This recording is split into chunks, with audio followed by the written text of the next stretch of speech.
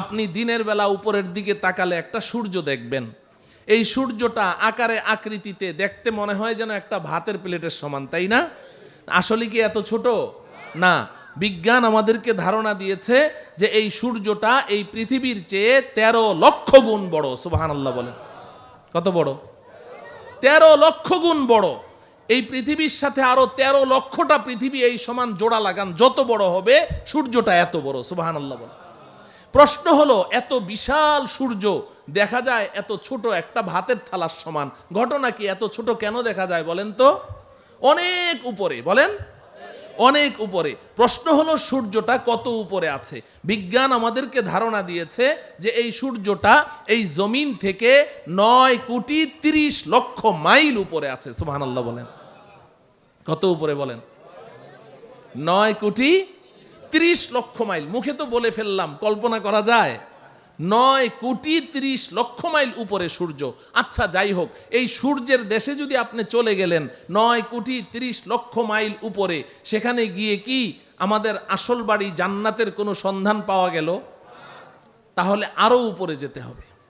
যেহেতু আল্লাহ বলেছেন উপরে আছে, তাহলে উপরে আরো উপরে যেতে হবে। চলেন উপরে যাই।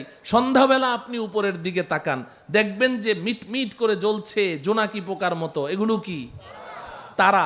আচ্ছা ভাই বলেন তো দেখি, এই তারাগুলো আকারে আকৃতিতে এই জোনাকি পোকার সাইজ নাকি আরেকটু বড়? তারাগুলো কত বড়? তারাগুলো কত বড়?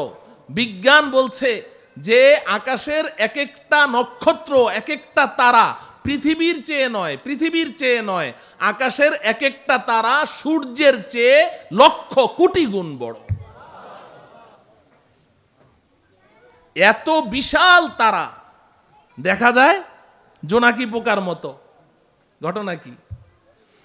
আরো উপরে, বলেন আরো উপরে। প্রশ্ন হলো তারাগুলো কত উপরে আছে?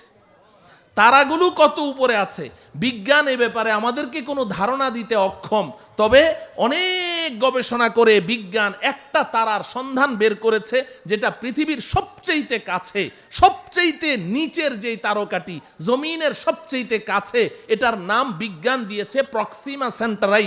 বিজ্ঞান বলে প্রক্সিমা সেন্টারাই নামের এই দুনিয়ার সবচেয়ে কাছের যেই তারাটি, এটা এই জমিন থেকে 25 লক্ষ কোটি মাইল উপরে আছে। কত উপরে? 25 লক্ষ না, 25 লক্ষ কোটি মাইল উপরে। 25 কোটিও না, 25 লক্ষও না। কত? 25 লক্ষ কোটি মাইল উপরে হচ্ছে সবচেয়ে কাছের তারা। তাহলে উপরের তারাগুলো কোথায় আছে? বিজ্ঞান বলে এই ব্যাপারে আমরা কোনো ধারণা দিতে পারবো না।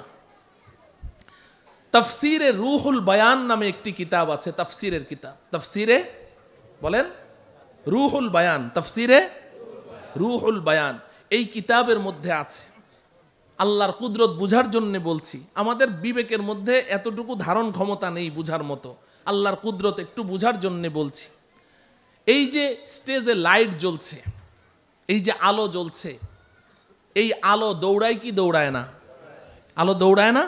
আপনি টর্চ অন করেন, টর্চ লাইট, সাথে সাথে আলোটা দেখবেন ওই দেয়ালের গায়ে দেখা যাচ্ছে। দৌড় মারল কিনা?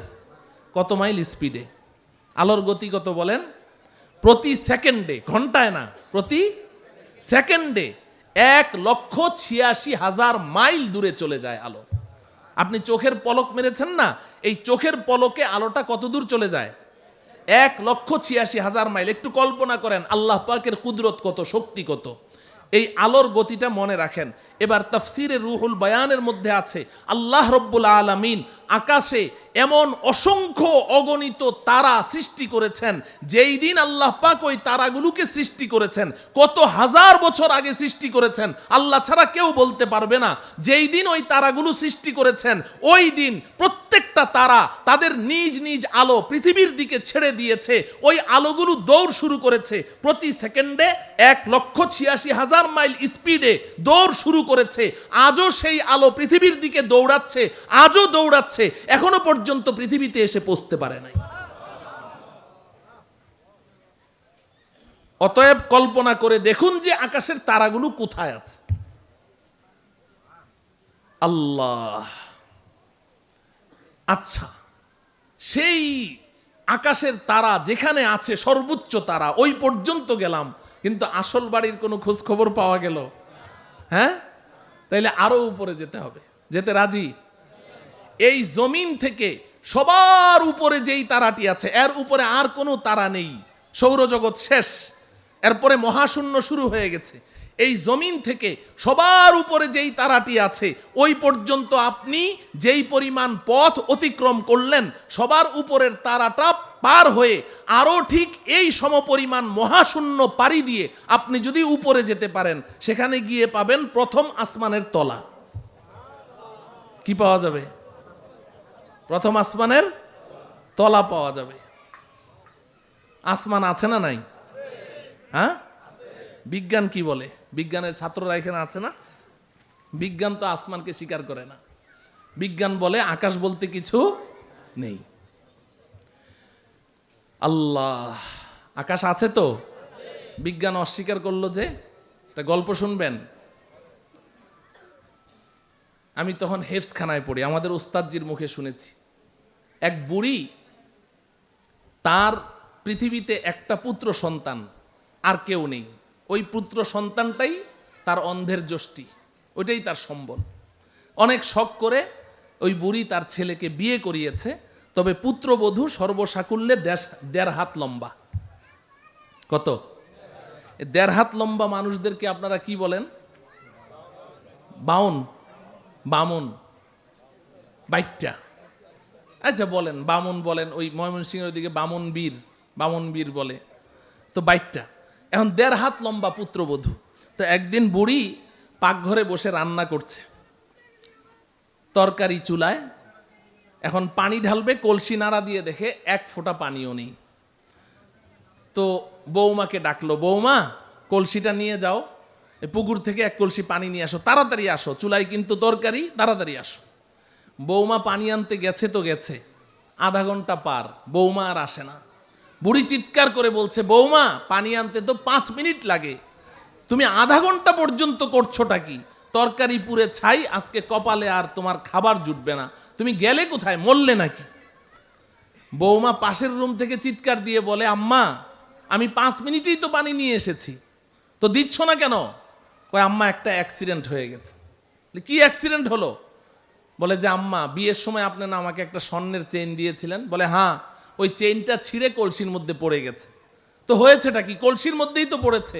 কয় যে, আম্মা হ্যাঁ কলসির মধ্যেই তো পড়েছে, তুমি নিজে দেখেছো? বলে, আমি নিজের চোখে দেখলাম কলসির মধ্যে পড়েছে। তো তাহলে এক কাজ কর, তোর মাথায় কি বুদ্ধি শুদ্ধি নাই? তুই এক কাজ কর, কলসির মুখ দিয়ে হাতটা ভরে দে, কলসির তলা থেকে চেইনটা তুলে নে, পানিটা চেঞ্জ করে নিয়ে আয়, আর না হলে 5 মিনিট সময় বেশি লাগবে, তুই আধা ঘন্টা পর্যন্ত করছিসটা কি?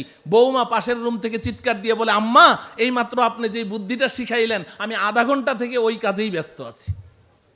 কিন্তু আম্মা বড় আশ্চর্যের ব্যাপার, আপনার কলসির তো তলা নাই। আপনার কলসির কি নাই? তলা নাই।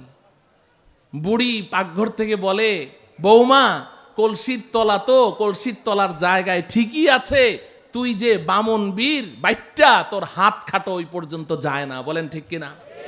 আল্লাহ রব্বুল আলামিন কোরআনে হাকিমে বারবার বলেছেন, একটি নয়, দুইটি নয়, আমি 7টি আসমান সৃষ্টি করেছি। আল্লাহর কথা কখনো অবাস্তব হতে পারে না। আসমান তো আসমানের জায়গায় আছে। যে সকল বিজ্ঞানীরা তারা এই আসমানের অস্তিত্বকে অস্বীকার করেছে, তারা তো বাইট্টা বামনবীর, তাদের হাত খাটো ওই পর্যন্ত যায় না। এজন্য পৃথিবীর শ্রেষ্ঠ বিজ্ঞানী মুসলিম দার্শনিক, আপনারা সকলেই তার নাম শুনেছেন, মহাকবি আল্লামা ইকবাল রহমতুল্লাহ আলাই। নাম শুনেছেন? মহাকবি আল্লামা ইকবাল একজন শ্রেষ্ঠ দার্শনিক ছিলেন, শ্রেষ্ঠ বিজ্ঞানী ছিলেন। তিনি সারাটা জীবন বিজ্ঞানের পেছনে দৌড়িয়েছেন, অক্সফোর্ড ইউনিভার্সিটিতে পড়াশোনা করেছেন, ইহুদি খ্রিস্টানদের মাঝেই তিনি বেড়ে উঠেছেন, কিন্তু আল্লাহ পাক তার নসিবে হেদায়েত লিখে রেখেছেন, এজন্য তিনি নষ্ট হন নাই, বেলাইনে যান নাই। তিনি সারা জীবন বিজ্ঞানের পেছনে দৌড়িয়ে জীবনের শেষ মুহূর্তে এসে আত্মসমর্পণ করেছেন। সারেন্ডার করেছেন, তিনি স্বীকার করেছেন বিজ্ঞান মানেই হচ্ছে একটা ধোঁকা, বিজ্ঞান মানেই হচ্ছে একটা মরিচিকা। কারণ বিজ্ঞান সকালে এক থিওরি দেয়, বিকালে ওটাকে অস্বীকার করে যে না ওটা ঠিক নাই, আবার নতুন থিওরি দেয়, আবার পরের দিন ওটাকে অস্বীকার করে, আবার নতুন থিওরি দেয়। আমরা এক সময় শুনেছি যে বিজ্ঞান এক সময় জোরে সোরে দাবি করেছে যে সূর্য ঘুরে, পৃথিবী ঘুরে না, সূর্য ঘুরে, পৃথিবী ঘুরে না। এরপর মাঝখানে আরেক দল বিজ্ঞানী কিছুদিনের জন্য আবিষ্কার হলো, তারা এসে বলল যে না আগের বিজ্ঞানীদের থিওরি ভুল। বলে সঠিকটা কি? কয় যে পৃথিবী ঘুরে, সূর্য ঘুরে না। এখন বর্তমান দুনিয়ার সমস্ত বিজ্ঞানী প্রায় একমত, তারা বলে আগের দোনোদল বিজ্ঞানীদের থিওরি ভুল। বলে সঠিকটা কি? কয় যে সূর্যও ঘুরে, পৃথিবীও ঘুরে। বলে কি বলে না? এখন বর্তমান বিজ্ঞানের দাবি কি? সূর্যও ঘুরে, পৃথিবীও ঘুরে। আর কিছুদিন যদি বাঁচি তাহলে দেখবো আরেক দল বিজ্ঞানী আসবে, এসে বলবে আগের তিনোদল বিজ্ঞানীদের থিওরি ভুল। বলে তাহলে সঠিকটা কি? বলবে একটাও ঘুরে না। কি বলতে পারে? তো বিজ্ঞান মানেই হচ্ছে মরিচিকা, এক একবার এক এক থিওরি দেয়। তো আল্লামা ইকবাল রহমতুল্লাহি আলাই সারাটা জীবন বিজ্ঞানের পেছনে দৌড়ালেন, এরপরে অন্তিম মুহূর্তে এসে আত্মসমর্পণ করছেন। কোই कहता है नहीं है, कोई कहता है कि है, या खबर है या नहीं है तेरी दुनिया का वजूद।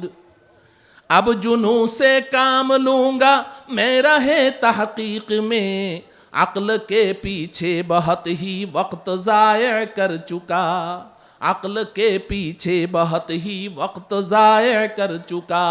আল্লামা ইকবাল বলেন রব্বুল আলামিন সারাটা জীবন তো বিজ্ঞানের পেছনে দৌড়ালাম, কিন্তু বিজ্ঞান আজকে এক থিওরি দেয়, কালকে এক থিওরি দেয়। একবার বলে সূর্য ঘুরে, একবার বলে পৃথিবী ঘুরে, একবার বলে দুটোটা ঘুরে, একবার বলে আসমান আছে, আরেকবার বলে আসমান নাই। আমি তো পাগল হয়ে যাওয়ার পালা রব্বুল আলামিন, আর আমি বিজ্ঞানের পেছনে দৌড়াতে চাই না। এখন আপনার কাছে জীবনের অন্তিম মুহূর্তে আমার একটাই দরখাস্ত, अब जुनू से काम लूंगा मैं रहे तहकीक में, अक्ल के पीछे बहुत ही वक्त ज़ाया कर चुका। রব্বুল আলামিন এখন আর আমি বিজ্ঞানের মাধ্যমে কোনো জিনিস যাচাই করতে চাই না, এখন আমি আপনার কিতাব কোরআনের মাধ্যমে যাচাই করতে চাই। আপনি যেটা বলবেন ওটাকেই বিশ্বাস করতে চাই, এবং আপনি আমাকে ওই বিজ্ঞানীদের দল থেকে বের করে ওই সমস্ত বান্দাদের অন্তর্ভুক্ত করে দেন যেই বান্দাদেরকে দুনিয়ার মানুষ আপনার পাগল মনে করে, আমাকে ওই পাগলদের অন্তর্ভুক্ত করে দেন। আসমান আছে না নাই? কতদূর গেলাম? প্রথম আসমানের তলা মনে আছে তো? তো প্রথম আসমানের তলা পর্যন্ত না গেলাম, কিন্তু আসল বাড়ি জান্নাতের কোনো খোঁজ খবর পাওয়া গেল? আরো উপরে যাওয়া লাগবে। এই জমিন থেকে প্রথম আসমানের তলা পর্যন্ত যতটুকু পথ আপনি পাড়ি দিয়েছেন, ভালো করে বুঝেন, এই জমিন থেকে প্রথম আসমানের তলা পর্যন্ত যতটুকু পথ পাড়ি দিয়েছেন, প্রথম আসমানটা মোটাও এই পরিমাণ। সুবহানাল্লাহ বলেন। প্রথম আসমানটা মোটাও এই পরিমাণ। এরপর প্রথম আসমান থেকে দ্বিতীয় আসমানের দূরত্ব এই পরিমাণ, দ্বিতীয় আসমানটাও মোটা এই পরিমাণ। এইভাবে আপনি উপরের দিকে যেতে থাকেন, তৃতীয় আসমান আবার মহাশূন্য, চতুর্থ আসমান আবার মহাশূন্য, পঞ্চম আসমান আবার মহাশূন্য, ষষ্ঠ আসমান আবার মহাশূন্য, সপ্তম আসমান। এই জমিন থেকে সপ্তম আসমানের ছাদ পর্যন্ত যতটুকু পথ আপনি অতিক্রম করেছেন, সপ্তম আসমান পার হয়ে আরো ঠিক এই সমপরিমাণ মহাশূন্য পাড়ি দিয়ে আপনি যদি উপরে যেতে পারেন, সেখানে গিয়ে পাবেন সিদরাতুল মুনতাহা। কি পাওয়া যাবে? সবাই আমার সাথে বলেন সিদরাতুল মুনতাহা।